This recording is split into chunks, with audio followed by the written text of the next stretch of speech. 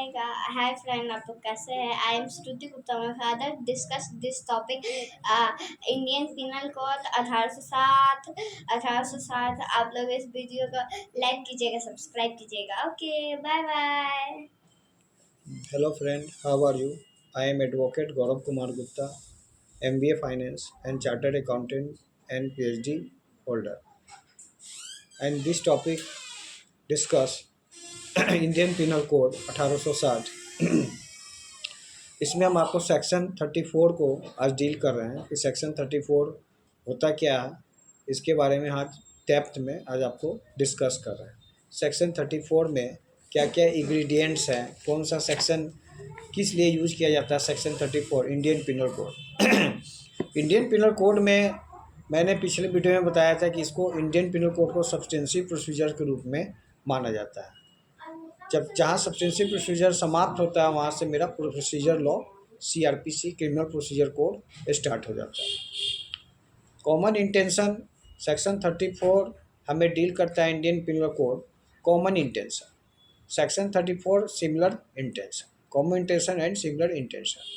कोई मर्डर करता है, उसकी FIR होती है अंडर सेक्शन 302 IPC।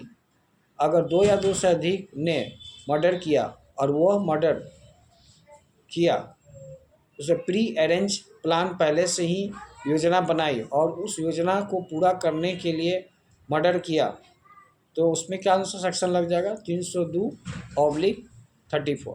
तब FIR होती है सेक्शन 302/34 में यह दर्ज होती है। एक FIR मर्डर के यदि कोई FIR मर्डर होती है तो वो 302 में होता है, और कोई FIR होती है 302/34 में। उसके बाद 302/34 में है तो कोई भी FIR ऐसा भी मिलता है तो इक्वल सबको इक्वल, तुरंत आप समझ जाएंगे कि इसका एक्यूज की संख्या 2 या 2 से अधिक है। कोई FIR यदि 302/34 में यदि दिया गया है तो इसमें एक्यूज की संख्या 2 या 2 से अधिक मानी जाएगी। सेक्शन 34 में टाइटल को हम डिस्कस करते हैं। टाइटल में क्या होता है, 34 में आप कॉमन इंटेंशन कहते हैं। कॉमन इंटेंशन होता क्या है, सेक्शन 34 जो है उसका टाइटल क्या है, उसका टाइटल है act done by several person in furtherance of common intention. कहने का मतलब है कि हिंदी में से हम कह सकते हैं समान आशय को अग्रसर करने में कोई व्यक्तियों द्वारा किया गया कार्य। CPC में जमा पत्र कह दिया गया है, किस सेक्शन में, प्लेंट वाद पत्र या जमा पत्र।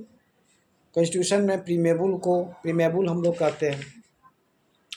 तो कहने का मतलब है कि जो डायरेक्ट अपराध किया, मर्डर किया, उसके पहले हम दंड मिलेगा। जो इसमें क्या होता है 302/34 में होता है सभी को, यदि इसने मर्डर किया तो यदि उसके ऊपर मर्डर का चार्ज हुआ तो सभी में जो भी 4-5 एक्यूज मिलकर यदि प्लानिंग किए, प्री प्लानिंग अरेंज किए, तो उसमें सभी को सेम पनिशमेंट मिलेगा। यदि फर्स्ट एक्यूज को यदि पनिशमेंट मिला कैपिटल पनिशमेंट, फांसी का सज़ा, तो सभी एक्यूज को फांसी का सज़ा मिलेगा। यदि लाइफ इम्प्रिजनमेंट मिला तो सभी को लाइफ इम्प्रिजनमेंट मिलेगा। यदि 5 साल का सज़ा मिला तो 5 साल का सज़ा मिलेगा। तो ये प्रोसीजर फॉलो करना पड़ता है। सेक्शन 34 से IPC की धारा सेक्शन 34 में हम इसको एक्सप्लेन करते हैं। अब आइए, इसका मेन टाइटल क्या होता है, acts done by several person in furtherance of common intention. कहने का मतलब है कि when a criminal act is done by several persons in furtherance of the common intention of all, each of such persons are liable for act in the same manner as which they were done by him alone। कहने का मतलब है यदि कोई व्यक्ति 5 person मिलकर यदि किसी बैंक का रॉबरी करने जाते हैं, बैंक का रॉबरी करने गए और उसका इंटेंशन है कि उन्होंने पहले से प्री प्लानिंग कर चुका है कि आज बैंक का रॉबरी करना है, और वो फिजिकली वो इन्वॉल्व हो जाते हैं। मान लें किसी ने रॉबरी करने का समय मैनेजर को स्पॉट पिस्टल से उनकी हत्या कर दी, और उसमें जो जो इन्वॉल्व हुए, तो मान लें 302 का मुकदमा चला तो 302 में मर्डर चार्ज हुआ तो 302/34 एफआईआर में दर्ज किया जाएगा, 302/32 एफआईआर में दर्ज किया जाएगा। उसके बाद जो चार्ज होगा वो सब जब सेशन कोर्ट यदि सज़ा सुनाएगी तो चार्ज सभी के लिए सेम होगा, इक्वल माना जाएगा, सभी के ऊपर सेम चार्ज होगा। यदि सेंटेंस यदि उसका लाइफ इम्प्रिजनमेंट हुआ तो उसे आजीवन कारावास सभी को मिलेगा। यदि 4 एक्यूज ने मिलके बैंक बैंक में रॉबरी किया, उसमें मर्डर हो गया, तो उसमें सेक्शन कौन सा होगा एफआईआर में? 302/34 का सेक्शन चलेगा। इसमें सभी एक्यूज को सेम सज़ा मिलेगी। यदि फर्स्ट एक्यूज के ऊपर यदि मर्डर का चार्ज हुआ तो उसमें जो जो भी एक्यूज ने प्री प्लानिंग किया, जो जो भी इन्वॉल्व थे, सभी को सेम सज़ा सुनाई जाएगी। यदि मर्डर का चार्ज उनके ऊपर लगा, मर्डर सेंटेंस यदि हुआ तो उसके ऊपर मर्डर का चार्ज लगेगा, उसे मर्डर की सज़ा सुनाई जाएगी। सभी को इक्वल, फांसी का सज़ा हुआ तो फांसी का सज़ा सुनाई जाएगी, कैपिटल पनिशमेंट दिया जाएगा। तो इस तरह से ये सेक्शन 34 को हम डील करते हैं। सेक्शन 34 में the Indians no special it only lay कहने का मतलब when a criminal act is done by several person in furtherance of common intention or each of such person liable that the same manner if were done by him alone। इसका मतलब ये होगा, note 1 में लिख सकता है section 34 of the Indian penal code creates no specific offence, it only lay down a rule of evidence. Evidence का जो रूल्स है उसके अनुसार हम इस चीज़ को देखते हैं। अब आते हैं the section consist 3 main ingredient namely. इस सेक्शन में इंग्रेडिएंट जो होता है वो 3 प्रकार के इंग्रेडिएंट होते हैं, ये मेन होते हैं।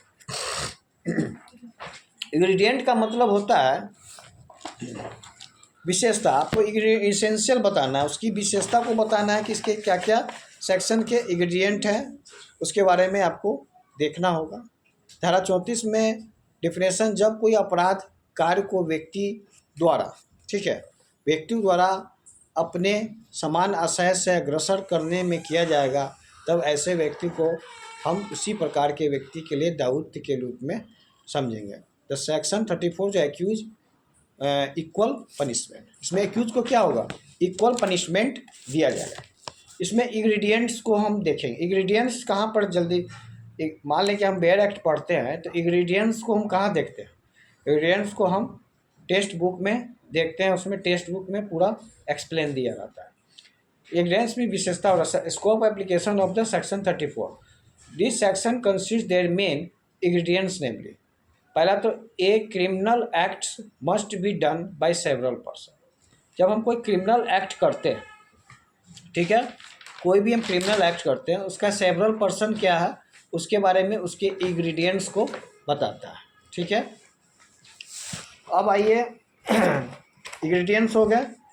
उसके बाद कॉमन इंटेंशन में आते हैं सिमिलर इंटेंशन, जैसे पोस्ट कोई भी केसेस आए तो ये हो गया। फिर दूसरा इंग्रेडिएंट हो गया था criminal act must be to be further the common intention of all, तीसरा इंग्रेडिएंट हो गया। तीसरा ingredient there must be participation of all person in furtherance the common intention.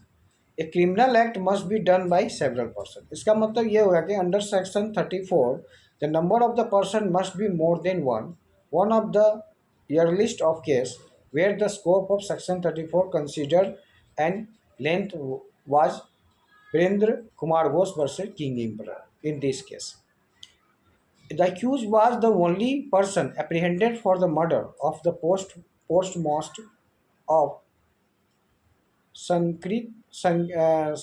Sankrit Tola post office।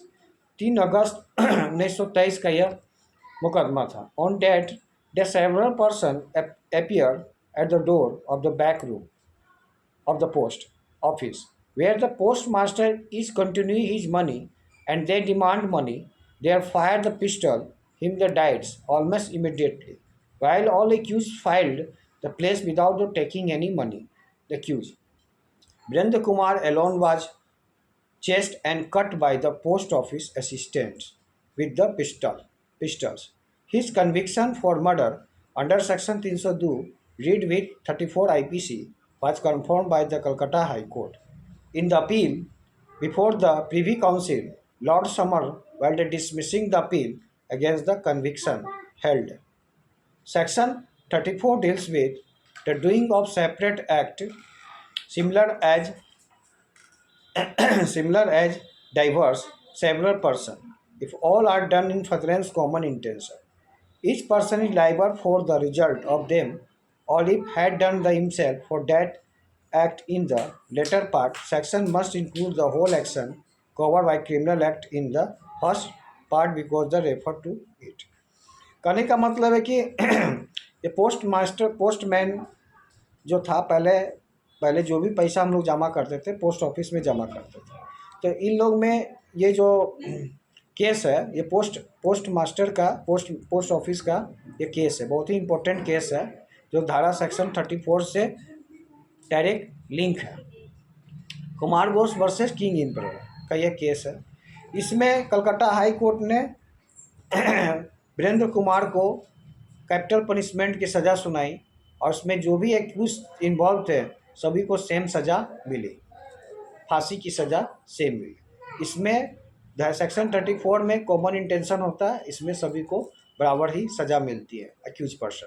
That's all. अगले video में हम IPC का और part सब